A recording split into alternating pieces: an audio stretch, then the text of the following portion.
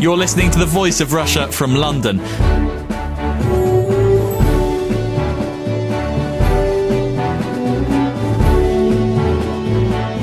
I'm Tim Walklate, and in today's discussion I'm looking at the legacy of the London Olympics. Team GB won 29 gold medals, beaten only by China and the USA. Branded a massive success, they've prompted calls from all sides to make sure that Britain capitalises on the wave of enthusiasm sweeping the nation. But in the light of remarks by the Prime Minister urging state schools to take a lead in promoting sport among the young, we ask, are state school children disadvantaged when it comes to sport? Questions are being asked over whether children are doing enough sport in school. And recently it emerged that the current government has given its approval for the vast majority of applications for the sale of 21 school playing fields. Prime Minister David Cameron has said that £1 billion will be invested in school sports over the next 4 years, but urged teachers to encourage their students to be more competitive in sport and end an all-must-have prizes culture in Britain. A draft new curriculum will be released this autumn, requiring the compulsory participation of primary school students in sports such as football, hockey and netball. Meanwhile, Lord Moynihan, the chairman of the British Olympic Association, said that it was wholly unacceptable that more than half of Team GB's medallists at the Beijing Olympics came from independent schools. Only 7% of children in the country are privately educated. I'm joined in the studio by Dr. Adrian Elliott, a retired head teacher of a state secondary school in York in the north of England, and he's also worked as a school inspector and as an advisor to schools, having written several books on education. And also Mihir Bose, one of Britain's leading sports journalists. And joining us on the phone is John Pettit, a former PE teacher and current director of PE recruitment, and Dr. Jean Key, Chair of the Board of Association for Physical Education. Thank you all for coming. I'd first like to ask you all very briefly, are state school children disadvantaged when it comes to sport? Dr. Adrian Elliott. I think inevitably they are, because in terms of facilities and the money available, I think there is more money in the average independent school. And obviously the facilities tend to be better. So I think in that sense that there clearly is a difference. Yeah. I mean, it's obvious from the Olympic performances. If you look at Beijing, 50% of Britain's gold medals came from the private sector, which educates 7% of the children in this country. The ratio is slightly better for this. The final figures haven't come out. But, nevertheless, it's quite clear school playing fields have been sold out over many years. And basically, we still have a hangover of the philosophy that was propounded in the late 70s and 80s, which said that competitive sport is a bad thing. And as somebody once said, competitive sport led to the Battle of the Somme. Ridiculous statements like that. So, that hangover, though, while that philosophy, if you like, and this Olympics has proved, nobody would advance that argument now, but that philosophy is gone. The hangover of that, I think, still remains. And of course, it didn't affect the private schools as much as it affected the state schools. And Dr. Jean Key? I think we have to look at this in a slightly different way and look at who goes to state school and who goes to private school. Inevitably, children who go to private school, independent schools, are at an advantage in some ways because they will have parents who are very much concerned about their education. That's not to say that state school parents are not concerned, but they probably have a little bit more disposable income, which enables them to engage in lots of different activities outside school, as well as benefiting from the private school system. Already, children who go to state schools might be slightly disadvantaged. I would disagree with Mihir about the competitive element, because I think my experience of training teachers and working with teachers in schools is that they don't have this issue around competitiveness. I think that's a myth that's been built up, and I think we need to move on from that. I'm afraid it's not a myth. I'm not talking about teachers. I'm talking about the overarching philosophy. Politicians expanded it. I heard it in the 80s. There's documentary evidence that can be produced of what was said by many people about competitive sport and how bad it was. And it's very evident. No, hang on. It's very evident. It's very evident. If you look at Jamaica, a small island of 2.3 million, producing the Usain Bolts, where do they come from? They come from a state school system. They come from a grassroots school system, which just doesn't exist in this country. And the other example I give is of somebody called Dennis Compton. And he emerged because there was a state school cricket system, which doesn't exist anymore. So, systems have changed in this country. We've got to accept that. This is not a thing about teachers. It's about overarching philosophy of what has happened. We have a club-based system in this country of producing. What we have produced with these games are elite funding for governing bodies at the top level. It doesn't percolate down to the bottom level, and the lines are not drawn up. Well, we'll come back to that. I'd just like to ask John Pettit, what's your view? Are state school children disadvantaged when it comes to sport? I think my point of view is that they may be disadvantaged in the fact that the hierarchy at the schools, particularly in independent schools, place a greater importance on competitive sport or sport in general. And I think that greater importance leads to a greater opportunity in many respects. I think we're going backwards since the Conservative government have been in power, and I think that the previous government had, within the school sports partnership system, had injected a lot of cash and created a fantastic system to develop young athletes and create pathways from schools to clubs. And I think that the Conservative government at the moment are taking backward steps. I think we're going back to the 80s and 90s where everything is placed, all this emphasis is placed on competitive sport. There was and there is competitive sport in all schools, in all state schools, and that was encouraged by the school sports partnerships. And the fact that I think there's been criticisms leveled that it was all about participation, and the example used of Indian dance, I think from David Cameron, I think that is unfair. There was opportunities for all pupils to take part in physical activity, and for those that chose, there's opportunities for those to move through the pathways and compete in all manner of sports. Would you agree with Mihir's comments? And also Mr Cameron, I believe, has also said that there needs to be a more competitive ethos in British schools. Well, at the moment we've got the competition managers in place, the school games organisers, so there is this competition element. But what we have to take into consideration is we have to have a participation base. We have to have a wide base of participants to create the competition at the apex of this performance triangle, so that they can go through into participation, through from participation into competition. And so the emphasis has to be on mass participation to start off with, so that we can see what's out there, we can see the talent, and we can nurture that talent through to competition. But let's just bear in mind that there's a wider agenda here in terms of obesity, etc. And it's very, very important to get all these children actually physically active, and that's where we start, and that's where the route to competition starts. I totally agree with John. I think that the most important challenge that we have as we move forward and making the most of these games and the enthusiasm and the very positive feeling that we've got from the games is to ensure that children in primary schools and teachers who are teaching these children in primary schools are supported to develop a movement foundation. If they've got that movement foundation, they will be positive about taking part, whether it's competitive elements or whether it's just as participation purely for enjoyment, but they need that very, very important movement foundation base from which we can then develop. I mean, I don't want to labour this anti-competitive thing, but I don't agree with Mihir. I mean, this is something I researched in some depth for my book, and I couldn't find the evidence for it. Coupled with the fact, my own personal experience, I've been involved in state education for over 40 years, is I've never met a single person who expressed opposition to competitive sport.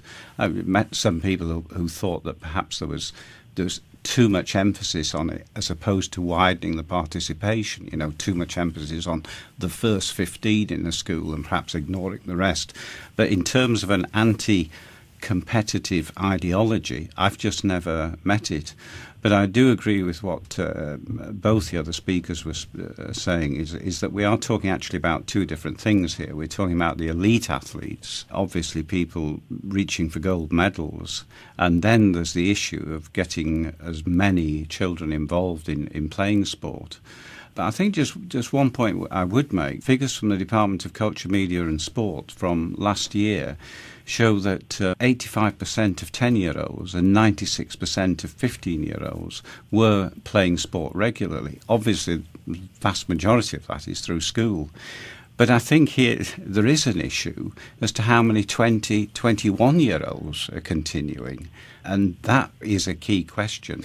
Are we giving them the skills and the interest and the motivation to carry on after school? I think that is important. You're listening to The Voice of Russia from London. I'm Tim Walklate, and today I'm asking, are state school children disadvantaged when it comes to sport? I'm joined in the studio by Dr. Adrian Elliott, a retired head teacher of a state secondary school in York in the north of England. And he's also worked as a school inspector and as an advisor to schools, having written several books on education. And Mihir Bose, one of Britain's leading sports journalists. And joining us on the phone is John Pettit, a former PE teacher and current director of PE recruitment, and Dr. Jean Key, chair of the Board of Association for Physical Education. I'd like to ask Mihir, do you feel that possibly the hegemony of football has a part to play? I mean, when I went to a state comprehensive school, and there was a huge emphasis on playing football. You play a bit of rugby, maybe a tiny bit of athletics in the summer. No cricket whatsoever. I actually went to a sports college, and that was the state of play, if you'll excuse the semi-pun. I wasn't really exposed enough to sport. Do you think that the dominance of football has a part to play in this? Well, what has changed is this country has gone through an important sporting cultural change. What used to happen is that the FA Cup final would bring the end of the season. I remember as a kid reading books where Don Bradman would come and watch the FA Cup final, motor down to Worcester and score his traditional double hundred, and of course England get beaten in the Ashes and so on. But cricket would come in to play from May right up to around about, there was a sort of crossover season around about now, and you of course got double internationals like, very many players, and Dennis Compton wasn't a double international but played for Arsenal and Middlesex and England and so on. But that has completely changed because football now is an all year round sport. In fact, apart from the last 2 weeks here where I never thought I would live to see the day where the Sun's headline would be the history boys about gymnastics on the front page. This is unbelievable what this Olympics has done. But I'm not afraid, I'm quite glad the Premier League season is coming, but with it will come football back again in a few days. And, all this will be pushed to the margins. And that is how this country has changed. Other countries, on the whole, though Australia has not been successful, they have a balance in their various seasons. And I think we have lost that balance. And I cannot see that balance being reversed. So given the media attention on football, it's inevitable even a young girl would want to become a football player rather than any other sport. I mean, that is what they see all the time. That is the emphasis. That is what people talk about, Nowadays, even the Prime Minister is happy to be associated with football. Mrs. Thatcher wouldn't know what a football was, So unless we can change that, and I can't see how that can be changed, how that sort of mental attitude can be changed, you're not going to have the right sort of images in front of you to encourage people to take on something else, say gymnastics or something like that. Okay. John Pettit? I'm disappointed that the Premier League season has come around so quickly, particularly having spent 2 marvellous weeks watching the Olympics. But I think if we were to go into schools, I do think the landscape has changed. And since the advent of school sports partnerships from 2000 onwards, the opportunity for pupils to take part in new sports, minority sports, and a whole variety of those can't be ignored. Yet football still is a big sport in schools. It sounds like you went to a school that was unfortunately tied up with that sort of football philosophy, but there are many fine examples of schools offering all sorts of opportunities to their pupils. And Dr. Jean Key? Wouldn't it be great if the papers and the journalists actually took note of other sports and didn't go back into the football line?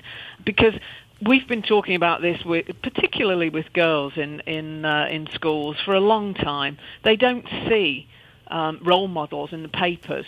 The last 2 weeks, they've seen it all. It's been fantastic. You know, I'm sorry that football's coming back into it again, and I like sport. I will watch football as well, but I would like to see a balance in the papers and on the television. It's very easy to attack journalists, but hang on a second. You can attack me. That's my profession. But which is the highest selling newspaper in this country? The Sun. Why isn't it the Sunday Times? Why isn't it the Times? Why isn't it the Daily Telegraph? Papers I've worked for. Because let's face it, the news media responds to what the public wants, if you like. And I think there's another question which we need to examine, which we forget. The Olympics is the only time something called Team GB exists, because we are a unique sporting country. Having invented sport, we also invented our own international sports, which is 4 nations: England, Scotland, Wales, Northern Ireland. So when it comes to football, when it comes to rugby, when it comes to cricket, even when it comes to hockey, though the hockey people manage it much better than football, there isn't a Team GB anymore. So we talk of Team GB only once in 4 years, and before these games, the British Olympic Association was a very good travel agent, which once in 4 years got them organised, sent them off to the games, and they came back with a few medals, and then we forgot about it. Now, how you can change that is a very complicated process. And our sporting structure is not a blank sheet of paper. It's a whole maze. If you look at our structure of ours in this country, in Britain, it's a whole maze of institutions which is not possible to get an easy line through. People have tried, and I wish them luck trying after the Olympics, but I'm not very hopeful. I think what was really amusing was the first kind of Team GB event, so to speak, was the women's football match, and watching the 70,000 fans trying to work out exactly what chants they should be chanting was fantastic to watch. And actually, throughout the Olympics, only chant was Team GB. If you go to a football match, we have some very witty chants. Football can be horrible, but actually the fans, when they get round to it, have some of the wittiest chants in the world. But they couldn't think of anything more witty than Team GB. We sounded like an American audience sounding, come on, USA.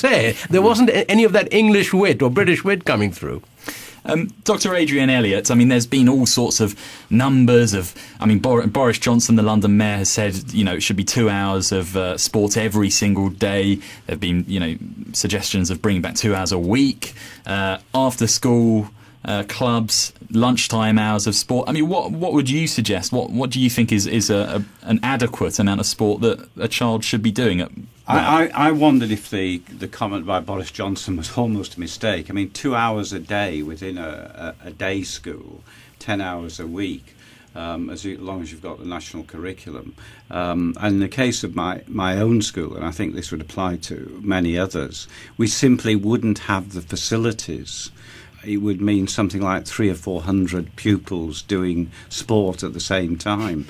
Apart from just sending them to run around the streets of York, we wouldn't have the facilities to provide PE for that many. So I'm not too convinced about the 2 hours a day. I think the 2 hours a week should be a minimum, but I think if you go back to the excellent school sport partnership that John Pettit mentioned, and I do think the abolition by this government is one of the worst educational mistakes it's made.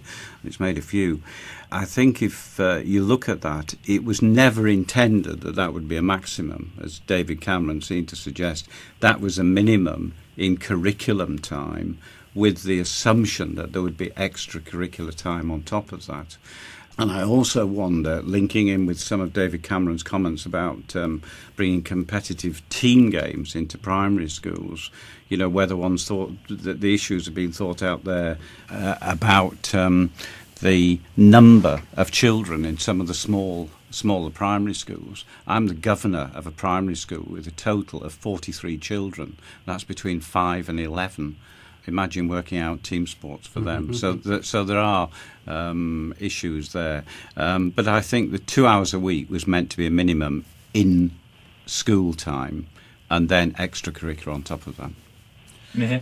Well, I think, what you're saying, Adrian, is quite true. You can't get that sort of thing. And also, we've got to recognise that society has changed. If you talk the older football players, for instance, they will tell you that they learnt a lot of playing football on the streets. You don't have that anymore. That has gone out. And there's another factor, which we often don't mention, which is also a cultural factor with certain communities. For instance, in the Muslim community, kids after school are encouraged to go to their religious classes. This is a fact. This is something that that's a cultural, if you like, religious factor which has to be taken into account. So it's a much more complex story than a very simple one. But what we need to do is actually study it properly and see how we can go forward and get a simpler sporting structure. Because at the moment we have UK Sport, we have Sport England, we have all the sports councils in the various home nations and home countries, and the plethora of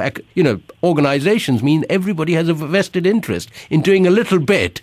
And while we have proved that elite funding and elite athletes can work, we've got to show that it works down the line. I mean, state school systems have still produced great athletes. Seb Coe himself, Steve Redgrave. But then Steve Redgrave went and did rowing with the help of his parents, with the Rowing Association and things like that. Now, unless you get that sort of help, without that, you can't produce champions. You're listening to The Voice of Russia from London.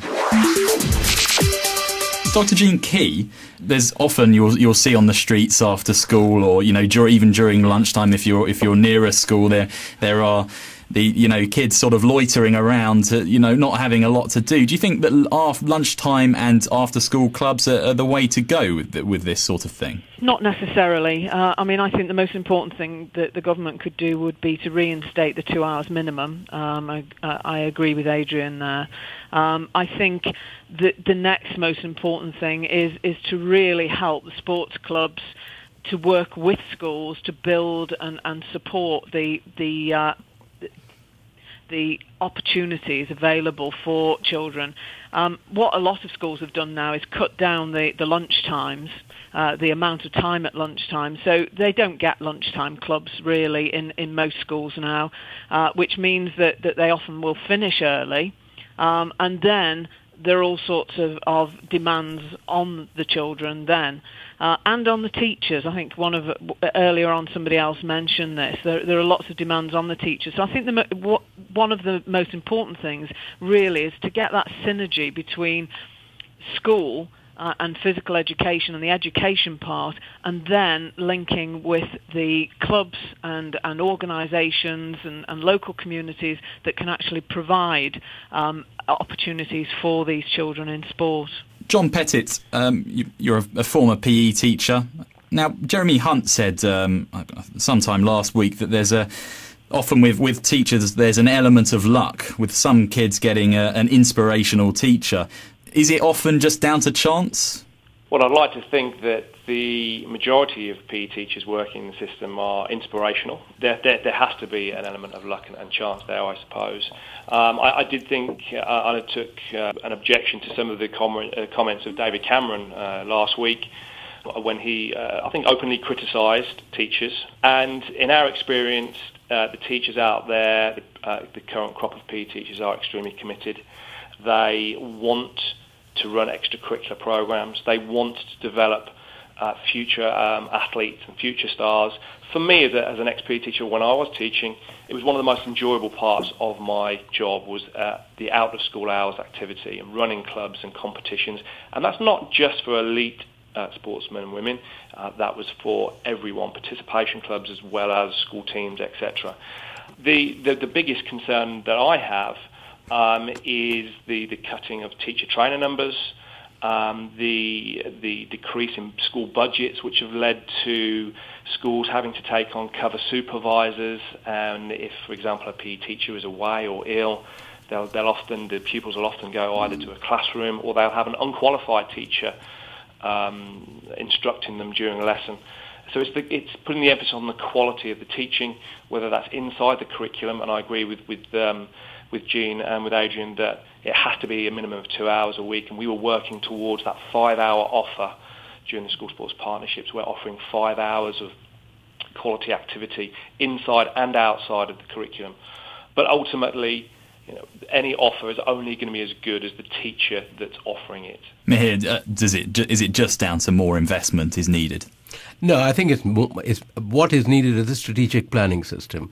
Because let's look at it. There are only two examples in the world of successful sports education. There is what is the Soviet model, which the Chinese have basically adopted, which is you take somebody from the age of 4 or 5, if you pick somebody, take them away from their family, train them at special schools. Now, in our democratic system, that totalitarian system just wouldn't work. Or there is the United States example, which is a system where you give special scholarships and so on to students, so they go through a college-based system. But then the United States, in terms of sport, is actually an isolated country, because most of the sports they play, the rest of the world don't play. We used to have, in the dim past, a system where the schools and the colleges would be integrated, admittedly at the private school, at the Oxbridge level. So you had the Colin Cowdreys of this world making their debut for England while there were still students and so on. Now that system has gone. So we need a replacement system which takes in the state school system and builds up through it. Dr. Adrian Elliott, would you agree with that? I'd agree with the strategy, but I think as the other two of the other speakers have mentioned, we were getting that with the school sports partnership, because I think one of the things we haven't mentioned today is primary schools, and primary education, and I think what the school sports partnership did extremely successfully was bring together secondary schools and primary schools in a partnership, and I think if that could be reinstated. At the same time, I don't think we must lose sight of the fact. I take Mihir's points about the days of Colin Cowdrey and Dennis Compton and so on, but between 1948 and 1976, in 8 Olympic Games, we won a total of 28 gold medals. Won 29 in the last but that's because lottery money has come in and there has been elite level funding. We have targeted elite level funding in a way that was never done before. I think also part of that medal count was an influx of extra sports that have come in the past 40 years or so as well. But it's all relative. No, I take your point. It is, but it's a heck of a difference. Given that we won 19 at Beijing as well, that's but we started off from a low base of 1 gold in Atlanta, and then that was 96, just as lottery money was coming in. And that when we targeted governing bodies and said, we'll give you this money if you win this sort of medals. That's the first time in British sporting history that was done. Dr. Jean Key, we're running out of time, but do you agree with me here about restructuring of the system? Yeah, I definitely think there's something to be done there. We need to look at the position overall.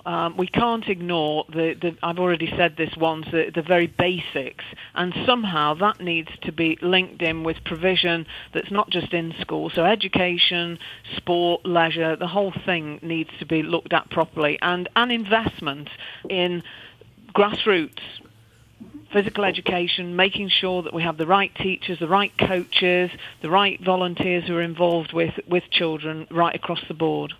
OK, we'll have to stop there because unfortunately we've run out of time. You've been listening to The Voice of Russia from London with me, Tim Walklate. Today we've been discussing whether state school children are disadvantaged when it comes to sport. Joining me in the studio was Dr. Adrian Elliott, a retired head teacher of a state secondary school in York in the north of England, and he's also worked as a school inspector and as an advisor to schools, having written several books on education. Mihir Bose, one of Britain's leading sports journalists, and joining us on the phone was John Pettit, a former PE teacher and current director of PE recruitment, and Dr. Jean Key, chair of the Board of Association for Physical Education. The news is up next.